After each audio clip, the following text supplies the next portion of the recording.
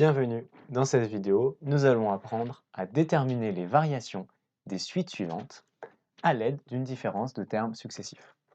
Alors, quand on demande de déterminer des variations de suite, il y a plusieurs méthodes qui existent. Ici, on nous en impose une, à l'aide d'une différence de termes successifs. Pour découvrir les autres méthodes, regarde dans la description, je t'ai mis un lien qui te les explique et qui te dit dans quel cas choisir quelle méthode. D'une différence de termes successifs. Bon, qu'est-ce que ça veut dire? Avant de te l'expliquer, il faut qu'on revienne à la définition théorique de ce qu'est une suite croissante ou de ce qu'est une suite décroissante.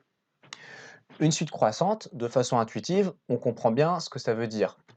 Ça veut dire que quand on va représenter les différents termes de la suite, comme ça, eh bien, ça va monter. Qu'est-ce que ça veut dire que ça monte? Eh bien, ça veut dire que si je prends un terme au hasard, donc d'indice n, donc c'est le terme un, et que je prends le terme suivant, donc ici, l'abscisse, l'indice, ce sera n plus 1, donc le terme suivant, ce sera le terme u de n plus 1, et bien quelle est la valeur du terme u de n plus 1 par rapport au terme un? On voit ici que un est plus petit que u de n plus 1. Donc inférieur ou égal si c'est croissant, et strictement inférieur si c'est strictement croissant. Et puis, à l'inverse, dans le cas d'une suite décroissante, eh bien, si je prends un terme d'indice n et puis le terme suivant d'indice n plus 1, on va voir que u de n plus 1 va être situé en dessous de u de n, et on aura donc l'inverse de ça. On aura u de n plus grand que u de n plus 1. Et montrer ceci, donc montrer que cette suite est strictement croissante, c'est un peu la même chose que montrer ceci. U de n moins u de n plus 1 inférieur à 0. Pourquoi c'est la même chose? Eh bien, pour passer de cette ligne à cette ligne, ce que j'ai fait, c'est qu'à droite, j'ai retiré n plus 1, u de n plus 1, pardon, donc il ne me reste rien. Et à gauche, si je retire u de n plus 1, eh bien j'obtiens u de n moins u de n plus 1.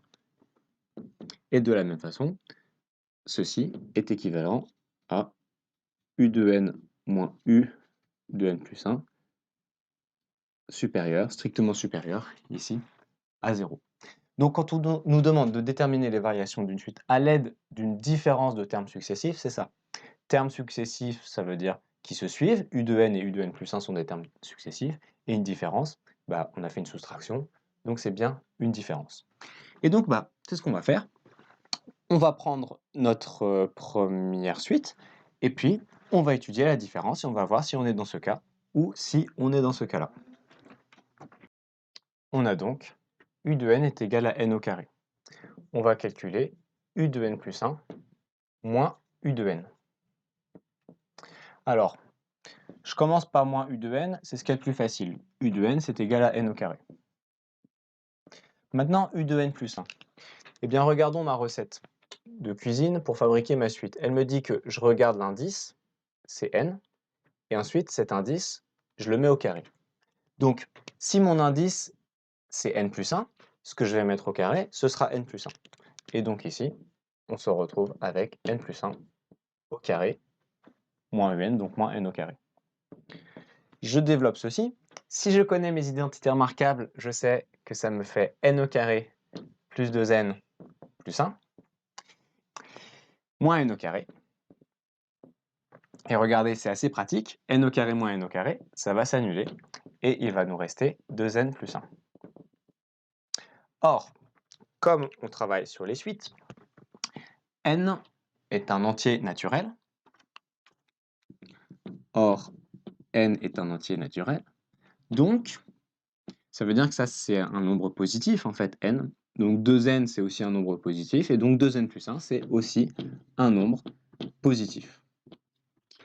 Et donc, u de n plus 1 moins u de n, c'est égal à un nombre positif. Je peux donc en conclure que u de n plus 1 moins u de n est positif. Donc, ça veut dire que u de n plus 1 va être plus grand que u de n. Donc, ma suite est croissante.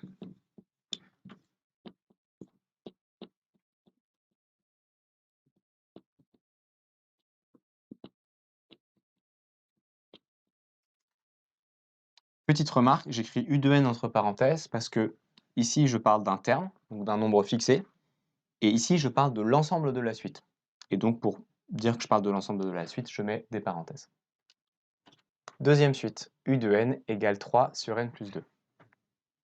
Alors, calculons U de n plus 1 moins UN. Ma recette de fabrication me dit que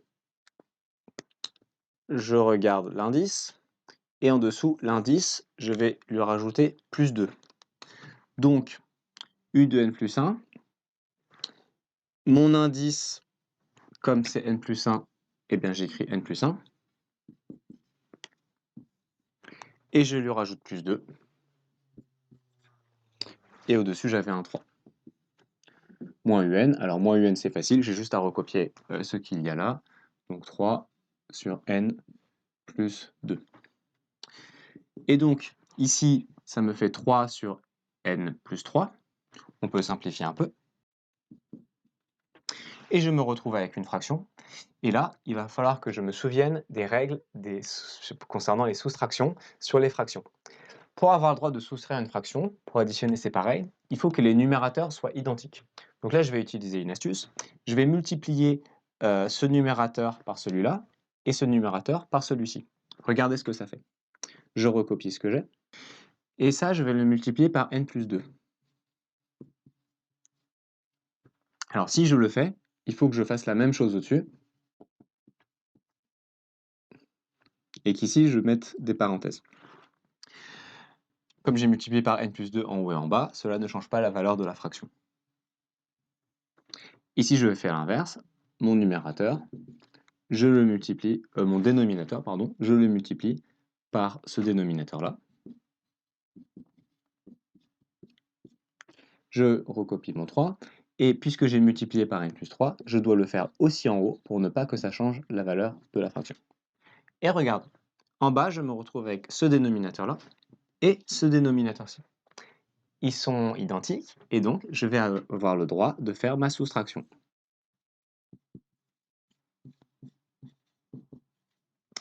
Alors, regardons ce que j'ai en haut. 3 fois n plus 3 fois 2. Ça me fait 3n plus 6. Et ici, j'ai moins 3 fois n, donc moins 3n, et moins 3 fois 3, donc moins 9. Mon dénominateur, je vais le laisser comme ça, sous forme de parenthèses multipliées, je ne vais pas développer. Pourquoi? Souvenez-vous que la question qu'on se pose, c'est est-ce que ça, c'est supérieur ou inférieur à 0? Et donc, en général, quand on cherche le signe de quelque chose, il vaut mieux le laisser sous la forme factorisée. Donc, les 3n s'annulent, je me retrouve avec 6 moins 9, et donc cela me fait en haut moins 3, et en bas, j'ai toujours n plus 3 sur n plus 2. Alors, quel est le signe de cette fraction? Eh bien, puisque n appartient à l'ensemble des entiers naturels, n plus 3 est positif, n plus 2 est aussi positif, donc le dénominateur, c'est un produit de deux parenthèses qui sont positives, et donc c'est positif, et en haut, c'est négatif, et j'applique la règle des signes, numérateur négatif, dénominateur positif, le total est donc négatif. Et j'écris or, puisque n est positif, on va dire que n appartient à n, je raccourcis un peu le raisonnement que j'ai fait, je vais simplement écrire donc cette fraction est négative. Donc u de n plus 1 moins un est négatif. Cela signifie que u de n plus 1 est plus petit que u de n, et donc cette suite est décroissante. Donc u de n est décroissante. Troisième suite, u de n égale 1 au carré, plus 2 au carré, plus 3 au carré, etc., jusqu'à n au carré. Alors, u de n plus 1 moins un, ça va être égal à u de n plus 1, en fait, ça va être toute la suite, mais au lieu de s'arrêter à n au carré, on va s'arrêter à n plus 1 au carré. Donc, je réécris ma suite, 1 au carré, plus 2 au carré, plus 3 au carré, etc. jusqu'à n au carré, et encore n plus 1, le tout au carré, je n'oublie pas la parenthèse. Et ensuite, moins un. Alors moins un, on va le faire en vert. Ça va nous permettre d'y voir un petit peu plus clair. Donc, moins un, ça va donc être moins 1 au carré, moins 2 au carré, moins 3 au carré, etc., etc., etc., 3 petits points, jusqu'à moins n au carré. Et regardez comme c'est pratique. Le 1 au carré, il s'annule avec l'autre 1 au carré. Génial. Le 2 au carré, pareil. Le 3 au carré, pareil. Tout va s'annuler 2 à 2 jusqu'à n au carré. Et n plus 1 au carré, il va rester tout seul. Et donc tout ceci est égal à n plus 1 au carré. On n'a pas besoin de le développer parce qu'on sait que or n est un entier naturel. Donc n plus 1 est positif, donc n plus 1 au carré est positif. D'ailleurs, j'avais même pas besoin de le préciser. Il suffisait de dire en fait qu'on a un carré. Donc, or, tout nombre mis au carré est positif. Donc, u de n plus 1 moins un est positif. Et donc, la suite est croissante. Regardons la quatrième suite. U de n plus 1 égale U de n plus 2 et U0 égale 10. Alors, on termine par le plus facile. Regardez. Si j'étudie le signe de U de n plus 1 moins un, U de n plus 1, eh bien, j'ai juste à recopier. C'est U de n plus 2. Et moins un, bah, c'est moins un. Regardez, les un s'annulent et il nous reste 2. Et donc U de n plus 1 moins U de n, c'est positif. Donc la suite est croissante. Je peux préciser que 2 est positif, même si c'est évident. Donc la suite est croissante, on pourrait même dire strictement croissante. Voilà, j'ai terminé avec les explications. J'ai une question à te poser. Est-ce que tu aimerais avoir de meilleures notes en maths? Si oui, j'ai quelque chose à te proposer. Regarde dans la description. Si vous êtes parent et que vous êtes à la recherche de solutions de coaching ou de soutien scolaire, j'ai aussi des choses à vous proposer. Il y a un lien pour les parents dans la description.